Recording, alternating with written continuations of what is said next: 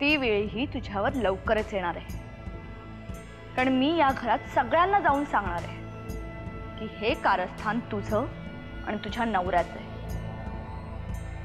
मग तुझे हाल कुत्रीही खाणार नाहीत, एवढं लक्षात ठेव. तुझ्याशी बोलायला वेळ मिळत नाही म्हणून रागवलास ना माझ्यावर, पण मी तरी काय करू? घरामध्ये असं काय काय चालू आहे की. पण तू काळजी नको करू. आता आत्याबाई येणार आहेत ना, मग सावकाश सावकाश सावकाश. गरोदरपणामध्ये भस्कन उठू नये भस्कन बसू नये. काय गप्पा चालल्या वाटते आमच्या पुतण्याशी. काय म्हणते पुतण्या कसा हो? यो पुतण्या कसा आणि मी याचा काका कसा? माझं आडनाव किल्लेदार, ह्याचं आडनाव काय कुणास ठाऊक. काय याचं आडनाव? त्याचं आडनाव काहीही असलं तरी काही फरक पडत नाही. त्याचे वडील एक कर्तृत्ववान पुरुष आहेत, एवढंच खूप आहे त्याच्यासाठी. आणि बाळाला काका नसला ना तरी सुद्धा चालेल. असा रिकाम टेकडा, दुसऱ्यांच्या गोष्टींमध्ये नाक खूप असणारा काका असून काय कामाचा? बाळाला काका नाही यातच आनंद आहे बाळाला. असं बाळानं तुम्हाला सांगितलं काय आनंद आहे म्हणून? मी बी ऐकतो की माझ्या कानानं बाळ काय म्हण. परशुदादा चालते भाईकडनं. एवढं का चिडताय बहिणी? चिडू नका. बाळ बी मग असं चिडचिड होईल आहे की नाही? कोणाशी कसं वागायचं ना ते बाळाला चांगलं माहिती आहे. आणि तुम्हाला काही कामधंदा नसेल ना तर जाऊन तुमच्या बायकोपाशी बसा. माझ्या डोक्याशी नको येता. हो कळतंय मला, तुमचं दुःख कळतंय मला. किल्लेदार नसल्याचं दुःख काय असते जाणीव आहे त्याची मला. तुमच्या नवऱ्याचं आडनाव जरी किल्लेदार नसले तरी तुमच्या बाळाला मी माझं आडनाव द्यायला तयार आहे बरं का. परशुदादा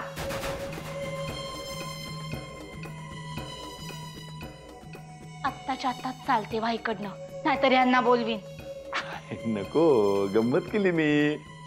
दादाला काय सांगू नका बरं का वहिनी, गंमत केली.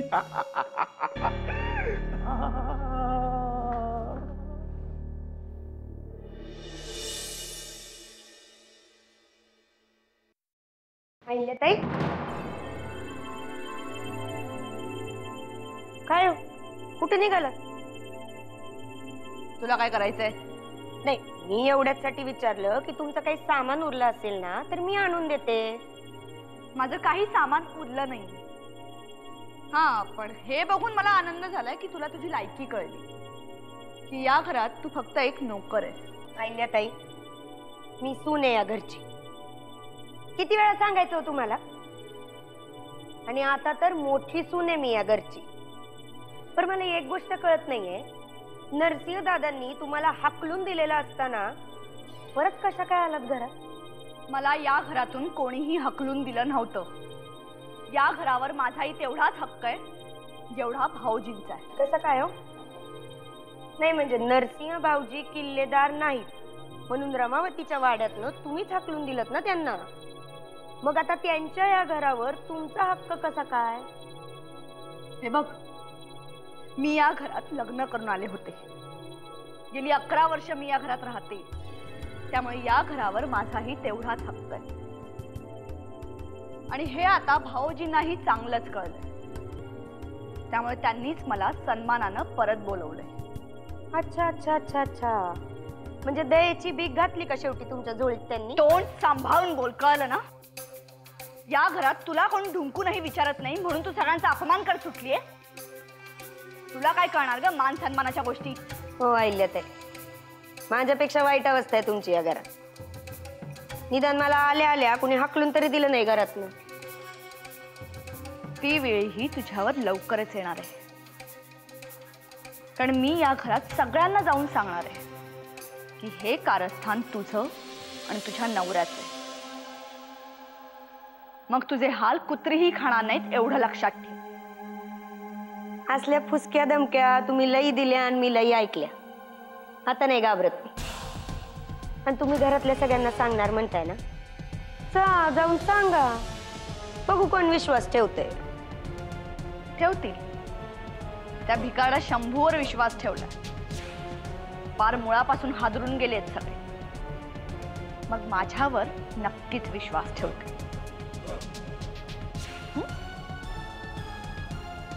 बरं राहिले ते एक शेवटची गोष्ट सांगून जा.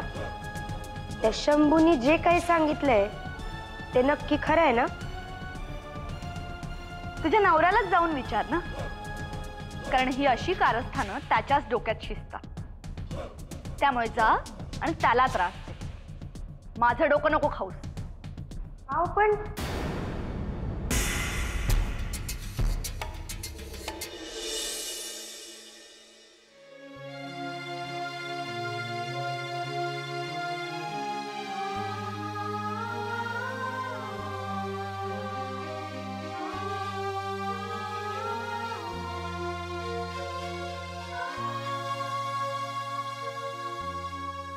आतेबाई,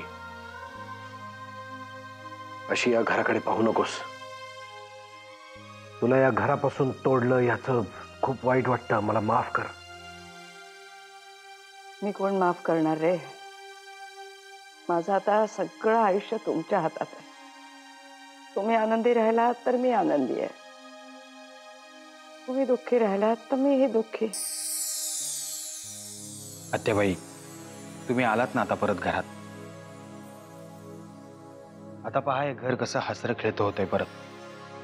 खरंच ज्या अवस्थेत हॉस्पिटलमध्ये गेले तेव्हा वाटलं नव्हतं हे घर परत बघायला मिळेल म्हणून.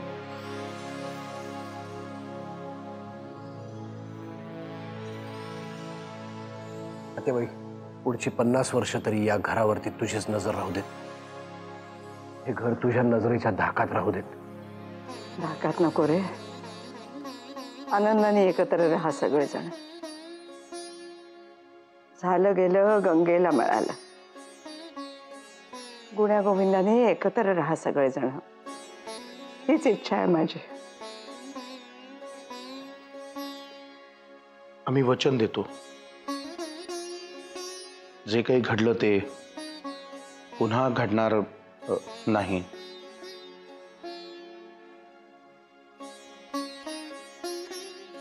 जानकी कुठे आहे रे? मला भेटायचंय तिला. काय घरातच. तू हॉस्पिटलमध्ये गेल्यापासून एका क्षणाची सुद्धा शांतता नाही तिच्या जीवाला. चल वाकनीस बस.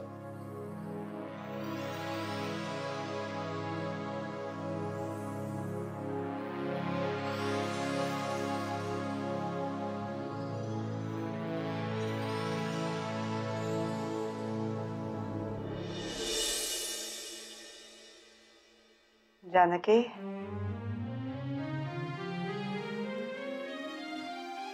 बाई, आत्याबाई, आता जरा जानकी बहिणींशी बोला, म्हणजे मोकळ्या व्हाल. येतो मी.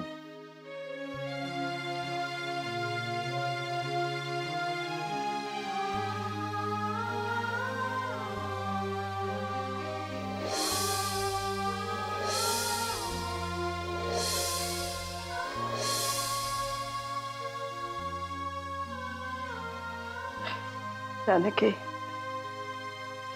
नरसिंहाला सगळ्यांच्या बरोबर पाहून खूप हलकं वाटलं बघ. आणि तुम्हाला पुन्हा इकडे पाहून मला किती बरं वाटतंय नाही सांगू शकणार. नको बाहेर रडू. आता येणारा किल्लेदार रडका होईल ना. आत्याबाई, पुन्हा मला सोडून नका जाऊ. तुमच्या घराला मला ह्यांना खूप गरज आहे आत्याबाई. तेव्हा जेव्हा नरसिंह माझ्यापासून लांब गेला ना, तेव्हा तेव्हा मी अशीच कोसळली बघ. त्याला सांगशील मला तुझ्या आत्याबाईला नको रे अंतर देऊ. आत्याबाई, आता आम्ही तुम्हाला सोडून कुठेही नाही जाणार. मी शब्द देते तुम्हाला. त्याच्या मनात काय आहे मला माहिती नाहीये, पण आता मला म्हणाला तरी मला सोडून कुठे जाणार नाही. पण तुम्ही हॉस्पिटलमध्ये गेल्यानंतर खूप बदल झाला यांच्यात. पण बघ ना, त्याच्यासाठी मला हॉस्पिटलमध्ये जावं लागलं. आत्याबाई बास, नको तो विषय. खरं सांगू जानकी, माझ्या हॉस्पिटलमध्ये जाण्याने तुम्ही सगळेजण एकत्र येणार असाल तर माझी तयारी आहे तिथे राहायची. आत्याबाई, पण तुम्ही सगळेजण एकत्र राहा.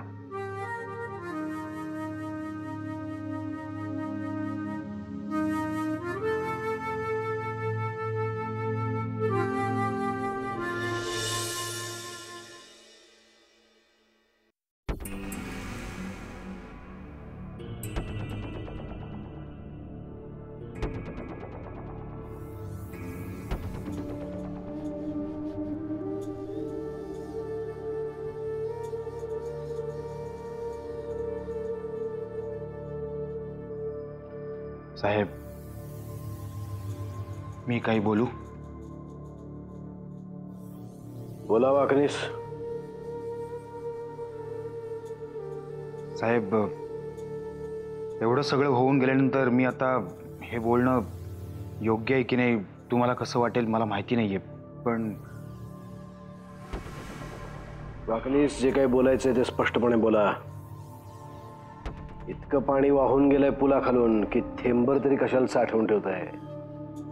मनात आहे ते बोला. साहेब, मला वाटतंय या विषयाला कायमचा पूर्णविराम देऊन टाकावा.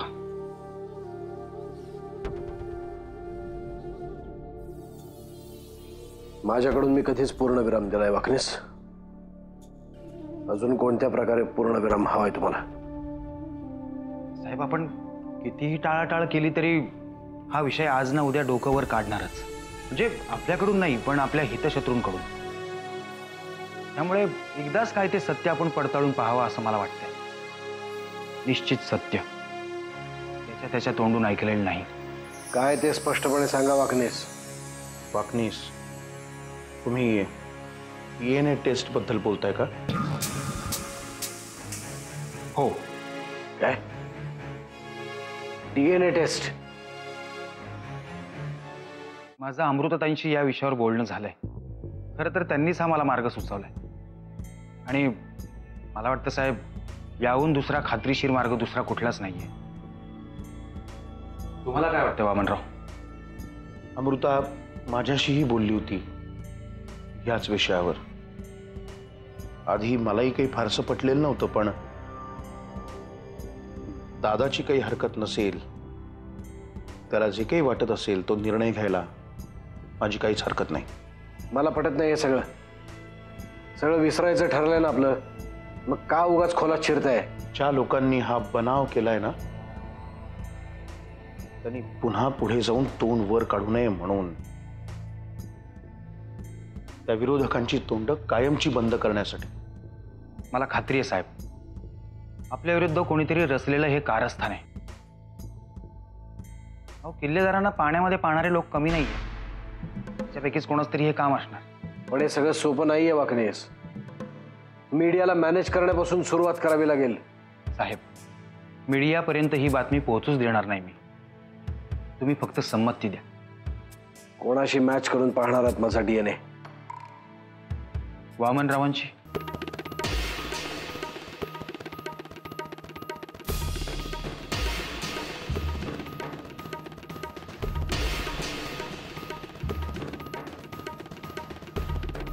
ठीक आहे.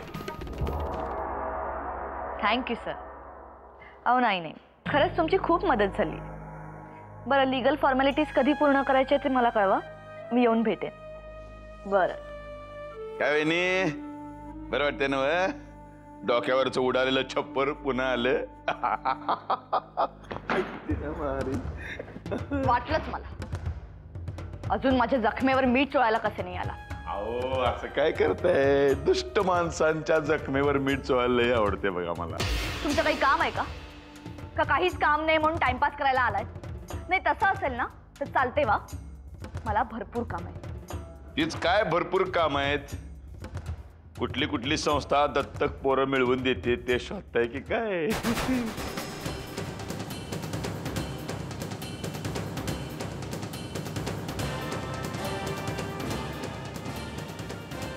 खरं बोललं की नाही? हं? माझ्या मागे काय काय करताय सगळं कळते बरं का मला.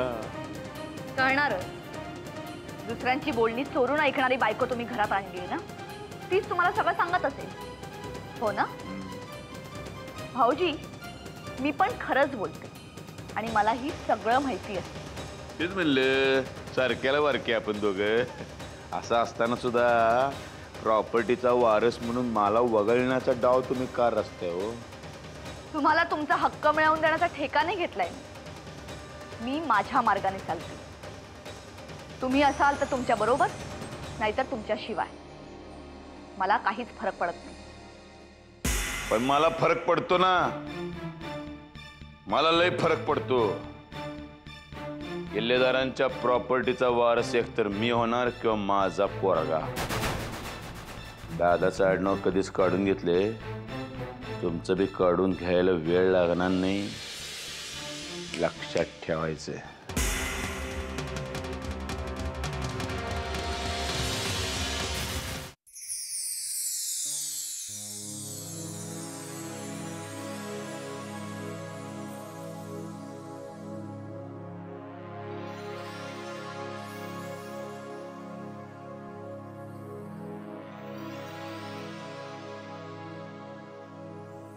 लक्ष नाही लागत आहे?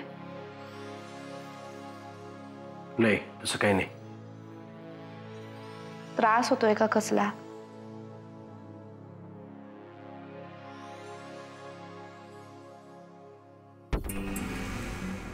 जानकी, मला कळतच नाहीये मी काय करू. कशाबद्दल?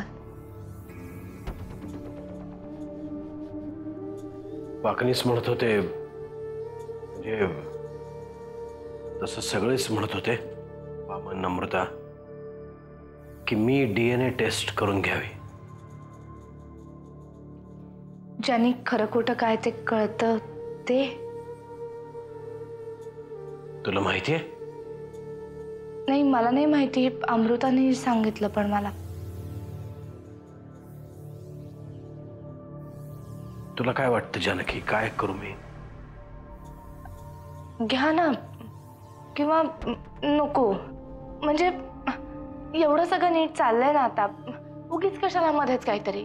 मलाही तसंच वाटतं, पण सगळे म्हणतात तेही पटतं. कितीही नाकारलं तरी मी नक्की कोण आहे, कोणाचा मुलगा आहे, किल्लेदार आहे का नाही, या सगळ्या प्रश्नांनी मला भेडसावून सोडलंय. एकदाच काय ते एक घाव दोन तुकडे. पण ती नक्की खरं सांगते का? म्हणजे असं नको व्हायला की आपण त्याच्यावर विसंबून राहिलो आणि काहीतरी भलतंच होऊन बसलो. नाही जानकी, ती टेस्ट जरा जास्तच खरं सांगते आणि त्या DNA टेस्टला कोणी चॅलेंज पण करू शकत नाही. मी जर किल्लेदार असेन तर ठीकच आहे, पण जर नसेन माझी अवस्था काय होईल याचीच भीती वाटते मला. तुम्ही किल्लेदारच आहात, अगदी अगदी डोक्यापासून पायापर्यंत किल्लेदारच आहात. बाकी कोणी नाहीये ना, इतके खरे किल्लेदार आहात. खूप भोळी आहेस तू जानकी. कधी कधी तुझा हा भोळेपणा जिंकावा असं वाटतं. पण जानकी, जर तसं नसेल, मी किल्लेदार नसेन, तर माझे आई वडील कोण होते हे मला शोधून काढावंच लागेल.